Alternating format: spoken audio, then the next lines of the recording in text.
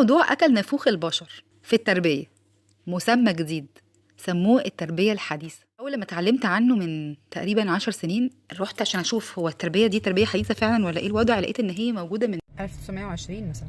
دايما عندنا شك وعندنا إحساس إن في خازوق هيطلع لنا، لا مؤاخذة. النهارده بقى الخازوق كان طالع في التربية الإيجابية اللي هي أساسا جاية من مارتن سيليجمان التسعينات. الأسهل والأحلى بالنسبة لنا ان احنا نتعامل مع السلبي، الحاجات اللي تخلينا ان احنا ما نقدرش نشوف الجزء الكويس من اي حاجه ربنا بيكرمنا بيها. يعني شيء اتحط لنا على الترابيزه النهارده احنا مش هناكله ليه؟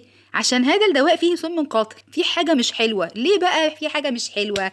هل عشان هو فعلا في حاجه مش حلوه، ولا انا اللي خايفه اكله؟ لا، انا حاسه انه هيخبط في حاجه عندي اللي انا اصلا بعمله. ما هو انا مش معقوله حد يقول لي احترمي الصغير. انا متربيه طول عمري على ان الصغير يحترم الكبير. ان طبعا اكيد احنا مش هنحترم الصغير. نحترم الصغير ليه؟ ده واد، لا مؤاخذه، برياله.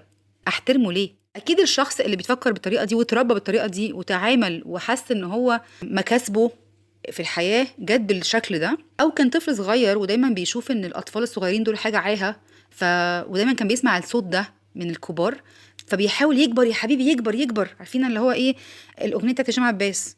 وبيحلم يا حبيبي انه يبقى كبير بس عشان يعدي المرحله دي، المرحله بتاعت ان هو يا عيني فسفوسه لا يستطيع، هو ما يعرفش، مش قادر، هو غير قادر. فبيستنى يا حبيبي لما يكبر علشان يشوف الناس برضو بنفس المشهد ده، هو انا الكبير وانت الصغيرين. يعني ده اضطراب اساسا. بس الاضطرابات دي لما بتبقى منتشره جدا في المجتمعات غالبا ما بتبقاش اني مور شكلها اضطراب، يعني يبقى كله زي بعضه، فبنعتاد الفكره. عامله زي البرمجه كده، او عامله زي اعتيادنا ان احنا مثلا نشوف سيجاره في فيلم عربي قديم، وبعدين فيلم عربي جديد ملون، وبعدين فيلم عربي 2024، واحنا دلوقتي لسه ماسكين. بس لا، انا اسفه، مش بنمسك السيجاره، بنمسك الايكوس او بنمسك الفيب.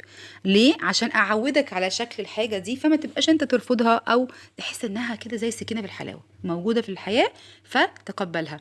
نفس القصه، تقبل انه في حاجات لازم تكون موجوده، زي مثلا عدم الصبر، الصريخ والشخط والزعيق، العد للشخص الصغير اللي هو 1 2 3، تحس ان في قنبله هتنفجر. ده ليه؟ عشان انا دي طريقه السيطره بتاعتي على الطفل الصغير. فالطفل ده هيطلع يكبر عايز برضه هو كمان يعد البني ادم، فمش عارف يعد له. تفتكروا هيعمل ايه؟ مش عارف. هيحاول يعد له بشكل ما، هيعد للكوارث اللي هتجيله، هيبقى دايما مرعوب